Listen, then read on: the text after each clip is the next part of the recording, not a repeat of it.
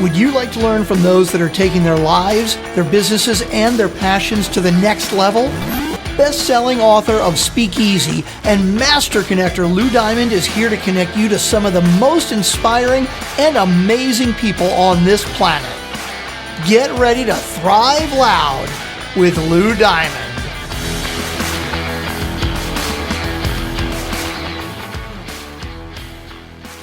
Don't you miss the breathlessness, the wildness in the eye?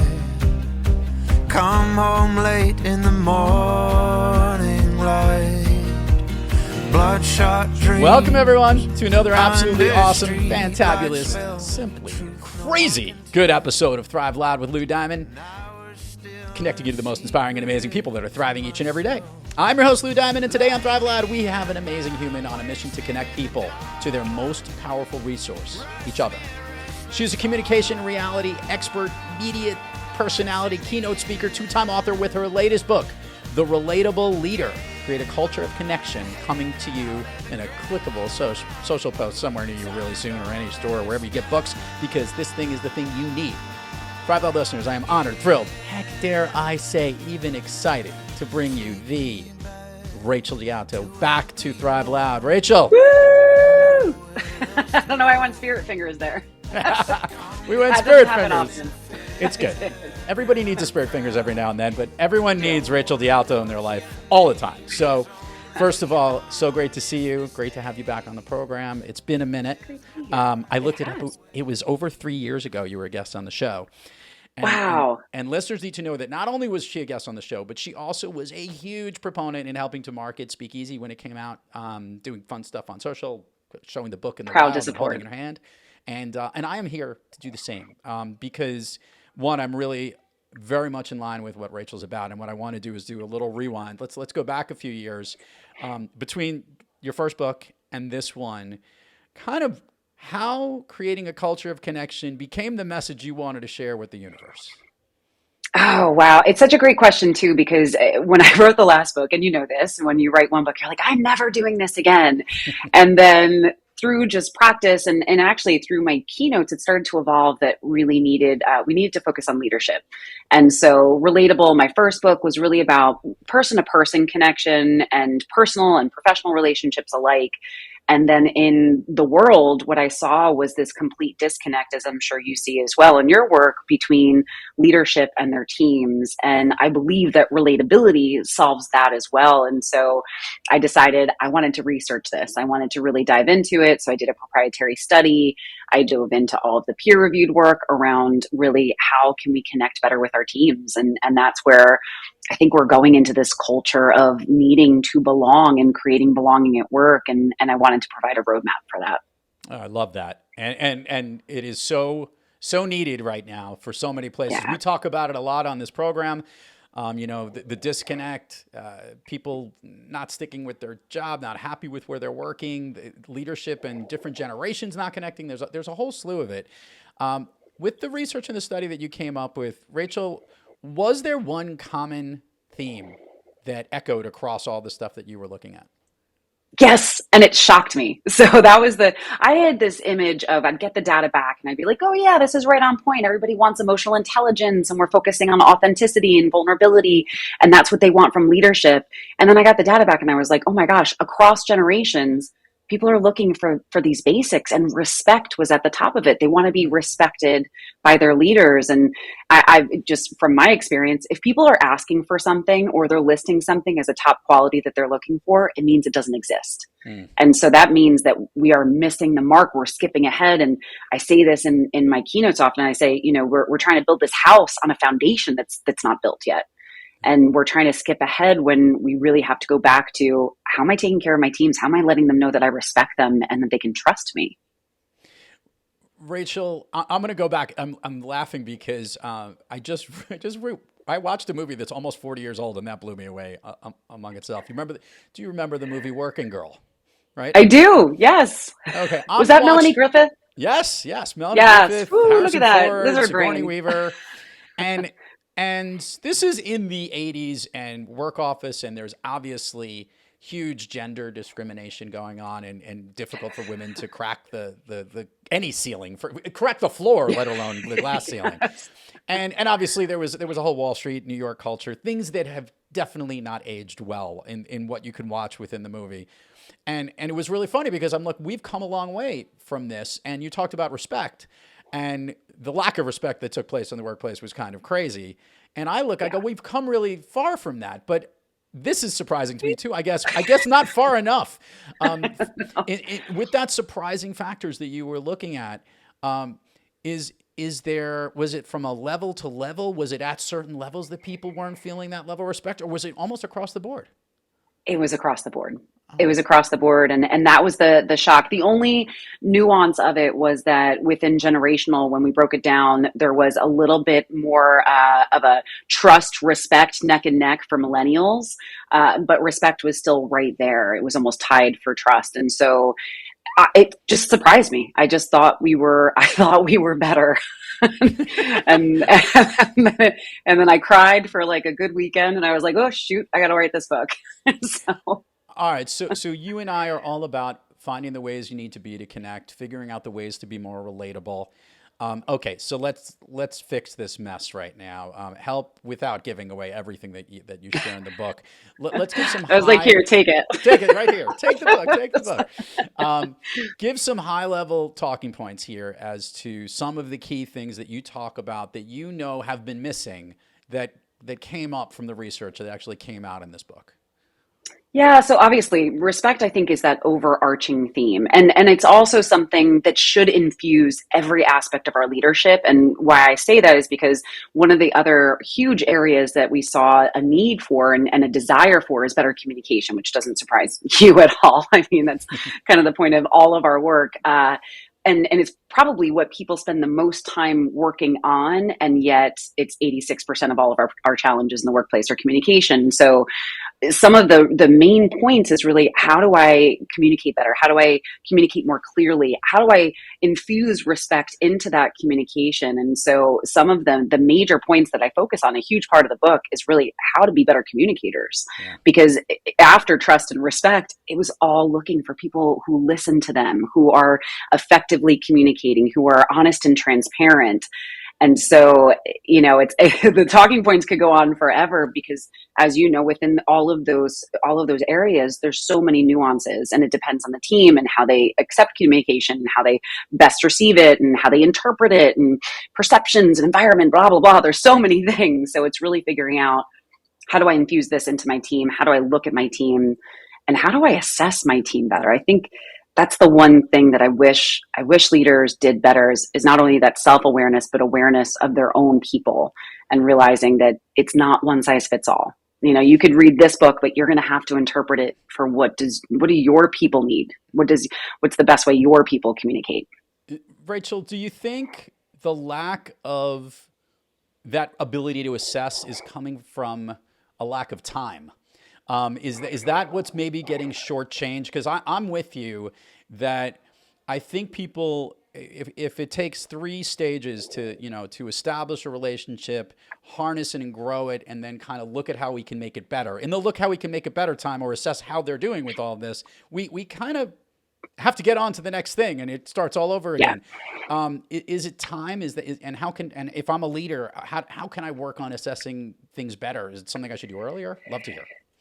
Oh, and time is one of those things. I always ask people what gets in the way of your leadership, and oftentimes it's time. And I get that we're getting pulled in a million different directions. You have so many responsibilities, and you're trying to put out fires half the time versus grow something. And so I understand that, and I do think that time is definitely a part of the reason why it's challenging.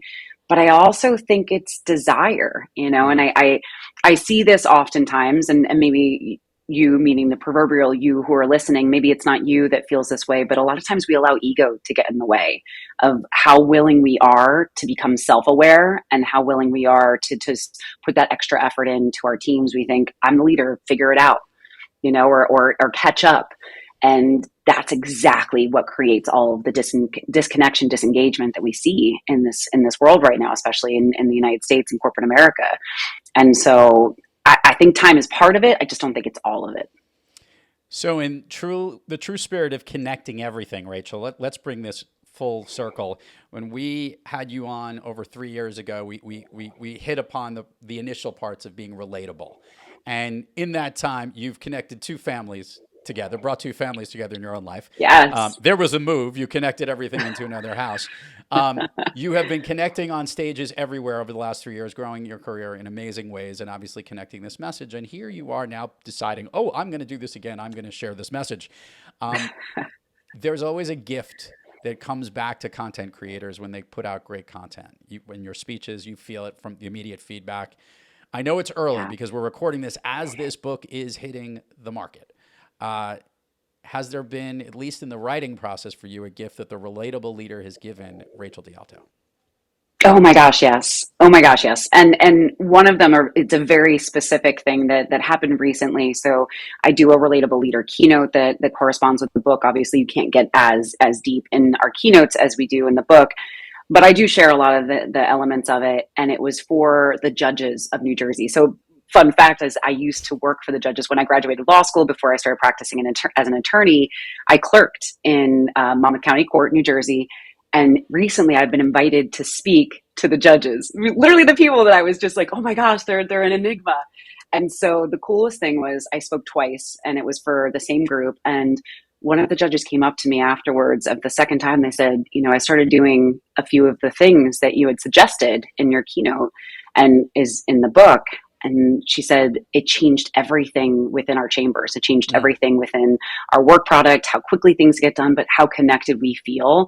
And it was such an amazing thing because, again, we have the honor of speaking to so many interesting organizations, but to have that full circle moment to go back and speak to people who literally seemed untouchable and just on another level, and to be making an impact there, I just find it so cool. I mean, I am so grateful for the opportunity and just humbled by the outcome. And the fact that they're trained attorneys at one point in their career with law degrees, because we know lawyers like you, how difficult it is to get them to connect. Yes. And then all of a sudden now they're doing these things and they're willing to look at things and change. And it's just incredible. It's that impact is what I will always strive for and just be so eternally thankful that this is the job I get to do. I like it. And if that isn't a message enough why you should get this, let's jump to the plug section here. Because everyone needs to know this. Share with the listeners where everybody can find the Relatable Leader, you, all social handles, because I'm going to have a fun version of Fun Street here with you. So go ahead. Okay, awesome. Well, I'm Rachel DeAlto everywhere. Relatable Leader is available anywhere books are sold, Amazon, Barnes & Noble, Books A Million, all of those places, hopefully at some of our indie friends. And so, yes, thank you. And I appreciate that. And we will be giving away, yours truly has actually pre-ordered a few of these books, Madame, and is going to be giving away. We're going to give some away to some of our special listeners who follow through some posts. So stay tuned and be on the lookout here. By the way, speaking of putting out fires, that's something I highly don't recommend anyone should do, as we mentioned at the top of the show. I injected that into you. All right. Please be careful. We want to, it's a whole other podcast will be dedicated to this, I'm sure. We want to give the listeners a chance to connect a little bit more with you since the last time we spoke. So let's do this. Okay. Of late, recently, as we head down the Speakeasy Pub Crawl and the Fun Street Road, which I know you love to go on, has there been a streaming show, a program that you're kind of hooked into? It's funny. I could probably name 17 horrible ones that we started and we're like, I can't do this. But the last one that we finished, so my husband and I, we have like kind of a system, is Friends and Neighbors. I loved it. I think it's on, is it Apple? Might be Apple, but it's John Hamm. Yeah, fantastic. Absolutely fantastic. We've got a couple of those that we started, and we're just determined to trudge through it. Although some of them are getting better, I do understand. So bad, really? You're gonna have to tell me which ones. Well, no, I'm gonna tell you the one. No, the one that I saw, which was The Better Sister. It was with Jessica Biel and Elizabeth Banks. It was a good story, but it was one of those. It could have been 4 episodes. Yeah, that's the thing. I'm like, some of them, like Sirens was great, and then it just kind of fell off a cliff, literally. I don't know if you've seen it yet, but yeah, there's just some where I'm like, I don't have the energy. And then I just scroll my phone and not pay attention anyway. So I don't know why I complain. It's not like I'm watching. All right, so we're going to do the Speakeasy Pub Crawl with Rachel DeAlto. I've been looking forward to this. Okay. It's going to be a lot of fun. These are all the favorite stops, all your favorite places, and they all relate to you. Here we go. All right. While we're in this car on Fun Street strolling down, before we get out, we're listening to some music. What is the jam that Rachel DeAlto is listening to today? What's the song that's like hidden in her head, or the one that's man, it's actually like a full concert right now. So I will admit this, I am a huge Mumford & Sons fan, and we were just able to see them live for, I think it's my third or fourth time that I've seen them live. And I can't, did I just get an English accent there? I can't get it out of my head. So it's the full album. I am so glad we didn't get the Scottish accent out of you, because then I'm not sure what we would have got, or a Boston one for that matter. All right, I was just in Texas and my Southern accent came out. Oh my goodness, that happens to me. That definitely. I'm down here in Florida, and I was up in right around the Cape, and by the way, if you want to pick up an accent that you don't want to, go have some lobster in the car over here. I mean, I can't deal with the Boston accent. I love you guys up there in the Northeast, but it's harsh on the English. But I had somebody call me out as a lifelong New Yorker, now living several years down in Florida. They called me out as a Southerner in the way I was saying something. I don't know what the word I said. Wow, look at you, Lou. I feel like I've adapted. I feel like you have. Way to acclimate. Way to connect. I've escaped my childhood. Anyway, maybe. I doubt it. We're hitting the summertime. Favorite food that is not a dessert that you love around this time of year? Here we are in the summer. Oh, lobster rolls. I mean, and we have decent lobster rolls, not as good as the lobster up in Massachusetts or Maine, but yeah, lobster rolls are incredible. And I'd probably eat at least one a week at this point. I like the ones that are not too mayo-y. I like the ones that yeah, are more same. lobster-y. Yeah, same. Hearty Yes. lobster rolls. I'm a big fan. I'm of very those. picky. Very picky. Sometimes they could be too mayo-y too much. Nasty. A favorite dessert around this summertime that we're having? So unfortunately, my daughter works for our favorite ice cream shop in the area. So we eat a lot of ice cream. And it's terrible because we'll actually tell her, we'll say, Sophia, please, even if we're begging, like, don't bring home ice cream. And then it never fails. Like, she brings home. And she's created things for me there. I was like, this is the worst job you could have. So what is your flavor of choice? Or what's the best creation that she's come up with? So it depends on the day. I was in the hurricane. They call it a hurricane because we live at the Jersey Shore. Haha. And it was M&Ms and cookie dough in vanilla ice cream. And it's kind of like a blizzard if you go to Dairy Queen. But then I realized that she could create parfaits for me. And I do a vanilla ice cream, hot fudge, and cake crunch parfait. And it's insane. I know. I'm stopping by the Dialto on my drive. I'm coming in August. I hope there's some left by then. There's probably not. It's good. I ate it all. An activity you wish you did more of? Sleep. I would like more sleep.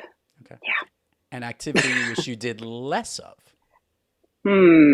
Stress. I'd like to let that go. If anyone has any tips. Just let it go. There's a whole song about it, I'm sure. Get over it. Get over it. A new activity, one that Rachel DeAlto has tried that she wants to tell all of our listeners and viewers to try. Oh my goodness, a new activity. Well, this is going to sound so bad, but I'm not really a cook. And we actually I tried this like years and years ago, and it didn't last. But we started doing those HelloFresh boxes, and so now I'm excited to kind of get back because I can do it with my daughter. But like the idea of it's the shopping part. I just hate shopping. I like shopping online and whatnot, but like actually going to a grocery store and trying to figure out what I need for a recipe is too much. It's just too it's stressful. So it kind of goes together. But yeah, we started the HelloFresh boxes and they're really fun and quite delicious. And that's not an advertisement unless they want to send me some.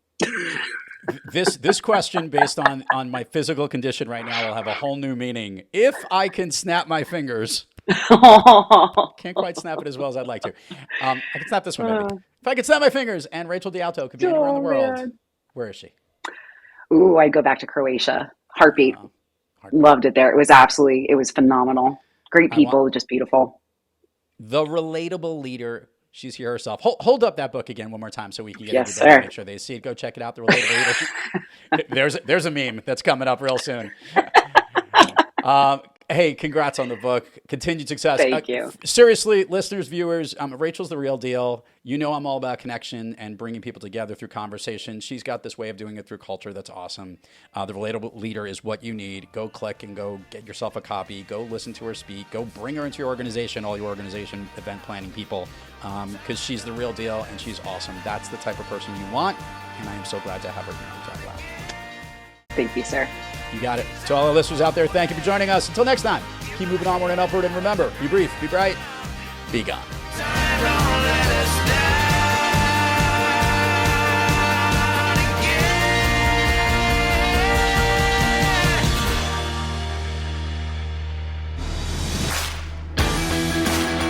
You've been listening to Thrive Loud with your host, Lou Diamond. Check us out on the web at thriveloud.com and follow us on Instagram, LinkedIn, Twitter, and Facebook at Thrive Loud. And check us out on the Good Pods app at Thrive Loud, where you can follow, listen, and connect directly to Lou and all of the Thrive Loud episodes. Thanks for listening.